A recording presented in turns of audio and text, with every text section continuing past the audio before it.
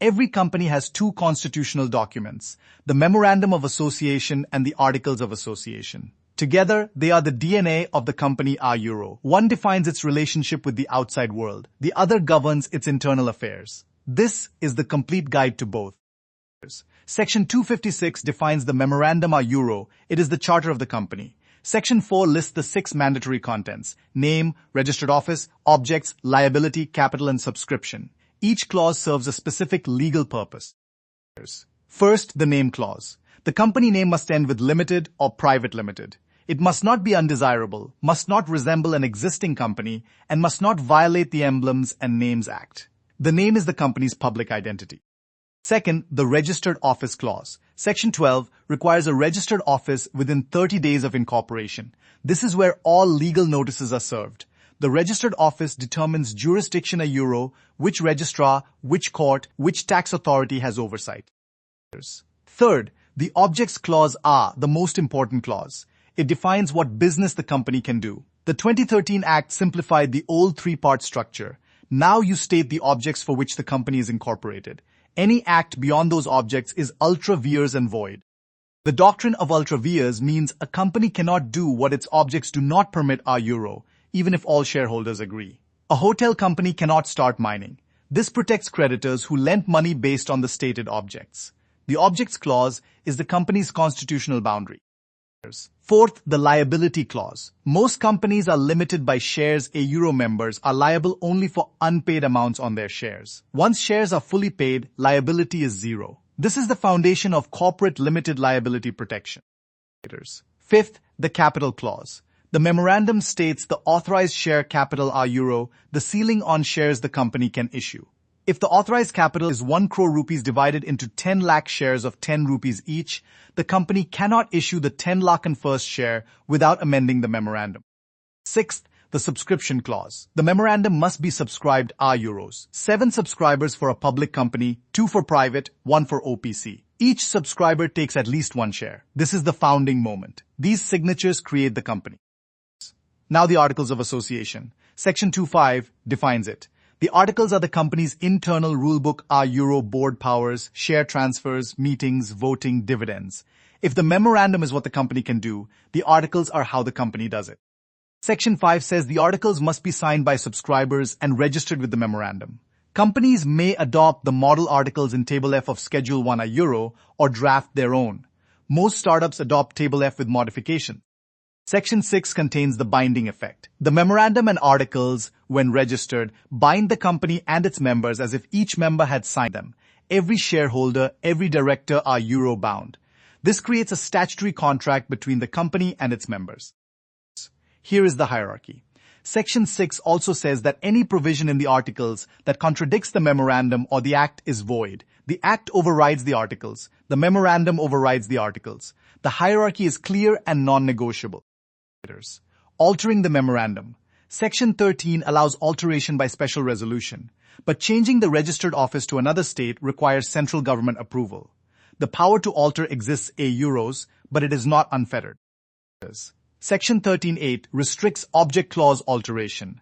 It can only be altered for specified purposes Euro, carrying on business more economically, attaining the main purpose by new means, enlarging the area of operations, combining with a convenient business, or disposing of the undertaking. General business expansion is not on the list. Altering the articles. Section 14 permits alteration by special resolution. But the alteration must be consistent with the memorandum, must comply with the act, and must not increase member liability without written consent. These constraints protect minority shareholders from majority overreach. Entrenchment provisions. Section 5 allows provisions that can only be altered under conditions stricter than a special resolution Euros, like a higher vote threshold or specific consent. In a joint venture, this prevents one partner from unilaterally changing the rules. Practical example.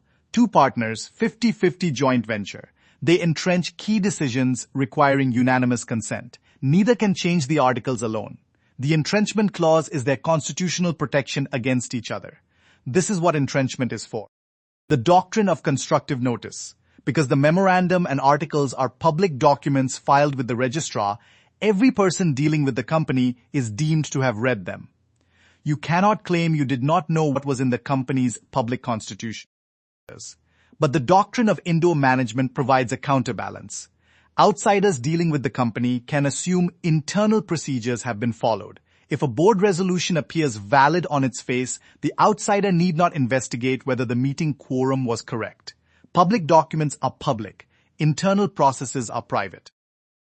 Practical consequence. If the articles say a director can borrow up to 10 lakh rupees without board approval, and the director borrows 20 lakh euros, the lender cannot enforce beyond 10 lakh. The lender is deemed to have known the borrowing limit. This is constructive notice in action. Converting a public company to private.